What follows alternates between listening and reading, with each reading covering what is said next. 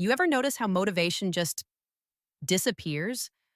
Like one week you're killing your workouts, eating clean, and feeling great, and then suddenly it's gone.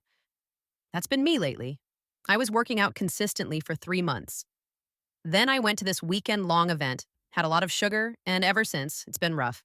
Cravings, energy crashes, no motivation, just that ugh feeling. And at first I thought I just fell off. But then I realized my brain did exactly what it's designed to do. According to neuroscientist Elliot T. Berkman, motivation isn't just about discipline or mindset. It's a dance between two systems in the brain, what he calls the will and the way. Executive function represents the way, whereas motivational factors represent the will. Elliot T. Berkman. The will is your why, your reward system, your sense of value, your identity. It lives deep in the brain's ventromedial prefrontal cortex, the same area that lights up when something feels personally meaningful. The way is your how, your executive control system. That's your prefrontal cortex, the part that plans, focuses, and schedules.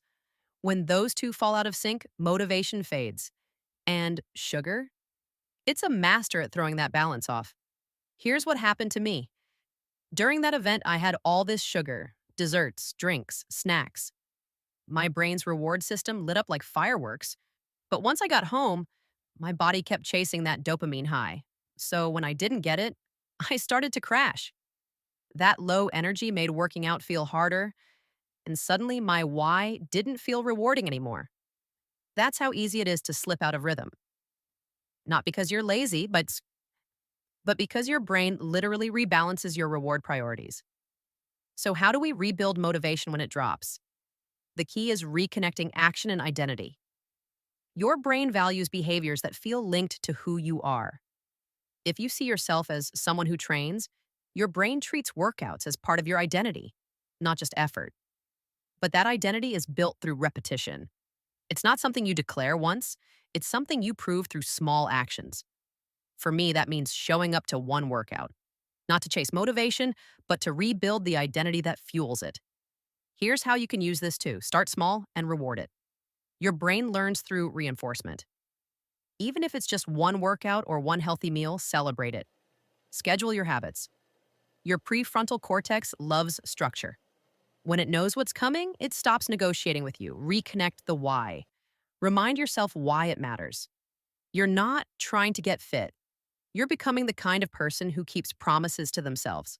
Expect friction. Berkman says that building new habits often means working against prior reinforcement. So if it feels uncomfortable, that's literally your brain rewiring. So yeah, I haven't worked out in 2 weeks, but that doesn't mean I'm off track. It just means I need to realign my will and my way. Motivation isn't lost. It's just waiting for the next signal of who I want to be. Every time you show up, no matter how small, you're not just doing the thing, you're reminding your brain, this is who I am.